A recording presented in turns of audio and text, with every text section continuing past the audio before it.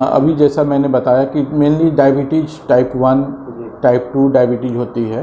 Type 1 diabetes non insulin dependent diabetes कही जाती है, जिसमें कि ट्रीटमेंट इंसुलिन ही होता है। और टाइप 2 डायबिटीज़ में ओरल हाइपोग्लाइसीमिक हम लोग देते हैं, जो कि नॉन इंसुलिन डिपेंडेंट, मतलब उसमें आपको ओरल मेडिकेशंस काम करता है। इसके अलावा एक वेराइटी होती है लाडा, उसको बोलते हैं latent auto immune diabetes in adult. तो ये बीमारी है एडल्ट एज ग्रुप की, लेकिन ये आपको देखा जाता है कि 30 ऑनवर्ड्स में जितने भी लोग हैं ये बीमारी आती है, और उनमें ओरल मेडिकेशंस जो कि टाइप 2 डायबिटीज में अमूमन हम लोग यूज करते हैं वो काम नहीं कर रहा है। ऐसे लोगों में केवल इंसुलिन काम करता है।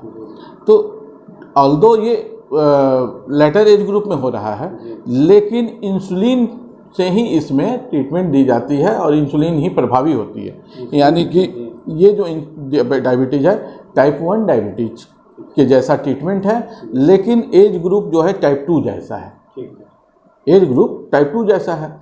दूसरी वैरायटी होती है, आपको मोडी बोलते हैं, मोडी मैच्योरिटी ऑनसेट डायबिटीज इन यंग, यानी कि इसमें यंग एज ग्रुप के लोग प्रभावी होंगे। ज़्यादातर केसेज जो होते हैं यंग एज ग्रुप के होते हैं, लेकिन उनमें ओरल मेडिकेशंस ट्रीटमेंट होता है, ओरल मेडिकेशन कारगर होता है।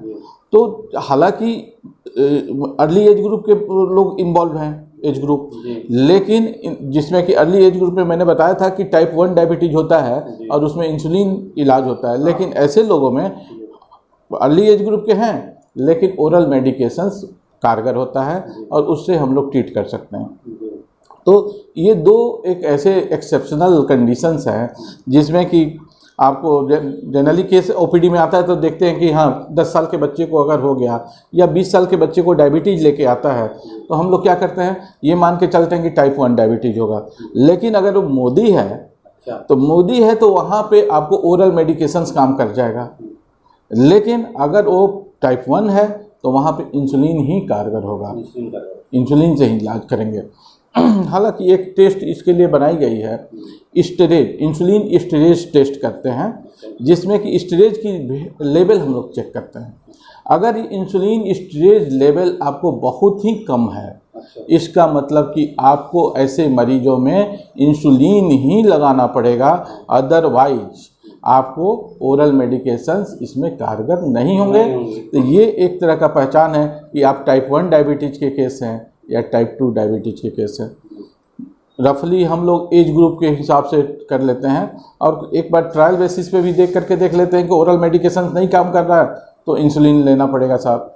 लेकिन आप एकदम पहले से क्लियर कट होना चाहते हैं तो ये टेस्ट की जा सकती है, इंसुलिन स्टेरेज टेस्ट करते हैं। इसके अतिरिक्त डायबिटीज़ देखने को आता है क्या कि प्रेगनेंसी के दौरान जो नॉन डायबिटिक हैं पेशेंट और उस समय आकर के कभी कभी डायबिटीज़ के लक्षण देने लगते हैं, शुगर लेवल बढ़ जाती है, 200 को क्रॉस कर जाता है, यूरिन में आपको शुगर पास करने लगता है। तो ऐसे मरीजों को कहते हैं कि जेस्टेशनल डायबिटीज़ उसका नाम दिया गया कि जेस्टेशंस के समय में, क्योंकि उस समय हार्मोनल चेंजेज होते हैं तो उस समय शुगर की लेवल बढ़ जाती है, जो कि डिलीवरी होने के बाद अगर खान पान का आप संयम रखें तो शुगर लेवल नॉर्मल भी आ जाता है। तो ऐसे लोगों को जो है ड्यूरिंग प्रेगनेंसी इंसुलिन से या मेटफॉर्मिन से ट्रीटमेंट देना पड़ता है, जिससे कि उनका शुगर लेवल मेंटेन रहे, क्योंकि अल्टीमेटली हाइपरग्लाइसीमिया का साइड इफ़ेक्ट फिटनेस पे पड़ने वाला है, जिसकी वजह से उसका वेट बढ़ जाता है और डिलीवरी में दिक्कत आती है। तो एक मैंने बताया कि जेस्टेशनल डायबिटीज एक चीज़ होती है जिसमें कि आपको शुगर लेवल नॉर्मल होता है और फिर भी यूरिन में शुगर पास आउट करता है, तो ये ग्लाइकोसूरिया है। तो वो आपको दिक्कत है फिल्टर के डिफेक्ट में। अगर आपका नेफ्रॉन्स सही नहीं है और वो आप पहले से ऑलरेडी डैमेज चला आ रहा है तो ऐसे लोगों में रेनल थ्रेशोल्ड, हमने पिछले एपिसोड में बात करी कि 170 होता है, 170 के बाद अगर ऊपर शुगर होगा तभी जाकर के यूरिन में पास करेगा। लेकिन ऐसे लोगों में 150, 160 ब्लड शुगर है तब भी आपको यूरिन में पास करने लगता है। तो ऐसे लोगों का रेनल थ्रेशोल्ड एक तरह से घट करके 120 पे आ जाता है। 120। तो हम लोगों को ऐसे लोगों का शुगर लेवल को टारगेट 170 नहीं हो करके 120 आ जाती है, 100 आ जाती है कि हमको 100 से ऊपर को शुगर को नहीं जाने देना है, अदरवाइज वो यूरिन से पास करेगा। यूरिन से पास करेगा तो फर्दर हमारे नेफ्रॉन्स को डैमेज पहुंचाएगा।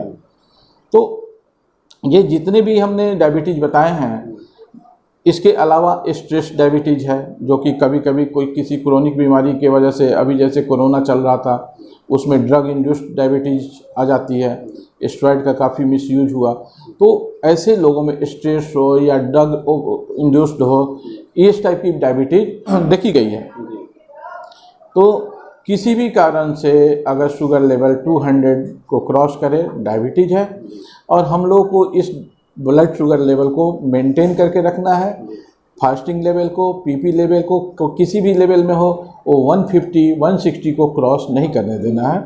ये हम लोग का टारगेट होना चाहिए। उसके लिए हमारे लाइफ स्टाइल को या आपको डाइट को कंट्रोल करके रखना ज़रूरी है। और ये सब चीज़ें जब कंट्रोल में रहेंगी तो डायबिटीज़ से होने वाले कॉम्प्लिकेशंस से हम लोग बच सकते हैं। डायबिटीज़ से जो कॉम्प्लिकेशंस होते हैं, हमने पहले भी जिक्र किया था शॉर्ट में कि आपको 2 कैटेगरी में बांटी गई है, एक माइक्रोवैस्कुलर, एक मैक्रोवैस्कुलर। तो जिसमें माइक्रोवैस्कुलर जो कॉम्प्लिकेशंस है उसमें रेटिनोपैथी, नेफ्रोपैथी और न्यूरोपैथी आती है। आप बहुत लोग का कंप्लेंट सुने होंगे, डायबिटीज़ जब से बढ़ा है मेरी आँख की रोशनी कम होते जा रही है। बहुत लोग कहेंगे कि साहब डायबिटीज़ जब से हमारा पैर में जो चप्पल पहनते हैं पता ही नहीं चलता है। कभी शुरुआत में बताएंगे कि नंबनेस हो गई है या पैरों में जलन हो रही है ना। ये दोनों तरह का पॉजिटिव निगेटिव सिम्टम कहते हैं। आपका नंबनेस का होना न्यूरोपैथी का निगेटिव सिम्टम है, जलन का हो जाना पॉजिटिव सिम्टम है। तो ये पॉजिटिव निगेटिव दोनों सिम्टम आते हैं न्यूरोपैथी में। और आपका जो नेफ्रोपैथी है, नेफ्रोपैथी वाले पेशेंट अमूमन एडिमा लेके आते हैं कि हाँ पीडल एडिमा हो रहा है, फेशियल पफिनेस हो रही है, एनासार्का हो रहा है, पूरे होल बॉडी में स्वेलिंग आ रही है, इस तरह का कॉम्प्लिकेशंस लेकर के आते हैं। इसके अतिरिक्त जो हमारा जो मैक्रोवैस्कुलर है ना, तो मैक्रोवैस्कुलर में क्या है कि वो जा कर के हमारे ब्लड सेल्स लेवल में वो डिपॉजिट होने लगते हैं, लीवर सेल्स में जाकर डिपॉजिट होने लगेंगे।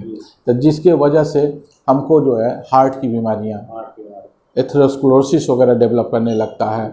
डायबिटीज़ में ये भी देखने को आया कि अगर ये लीवर सेल्स में जाकर डिपॉजिट होते हैं तो रेयर कंडीशंस में सिरोसिस भी डेवलप करने लगता है। बहुत कम लोग जानते हैं कि लीवर सिरोसिस डायबिटीज़ के वजह से भी होता है।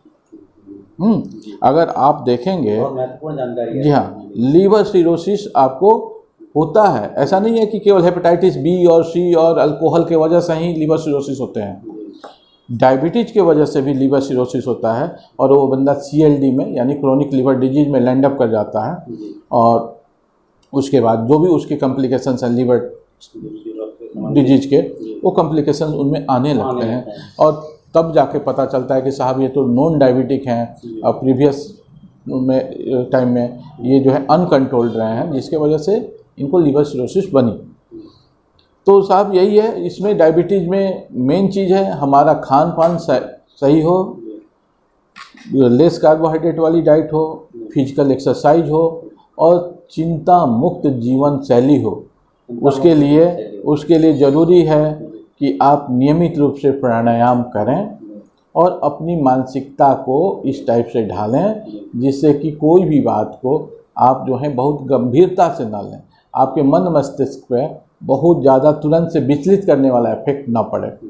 आप कहने का मतलब सम विषम में एक समान रहें, जिससे कि आप जो हैं आपके वाइटल्स, बॉडी के वाइटल्स चेंज ना हो, है ना। जैसे एकदम से तनाव में सुनते हैं कि उस तनाव में आकर के BP बढ़ गई, शुगर बढ़ गया, तो यानी वाइटल्स पे इफेक्ट ना पड़े। यानी सम विषम में एक समान रहने की सीख लेनी पड़ेगी। उसके लिए प्राणायाम काफ़ी हेल्पफुल है, बहुत हेल्पफुल है। तो मैं यही कहना चाहूँगा कि नियमित रूप से प्राणायाम करें, खान पान में संयम रखें और अपना नियमित दिनचर्या रखें, टाइम से उठें, टाइम से बैठें और टाइम से खाना खाएं। ये चीज़ें बहुत महत्वपूर्ण हैं, क्योंकि डायबिटीज़ में लाइफ स्टाइल की बीमारी है, न कि ये कोई बीमारी है। आपको बहुत बहुत धन्यवाद। Thank you.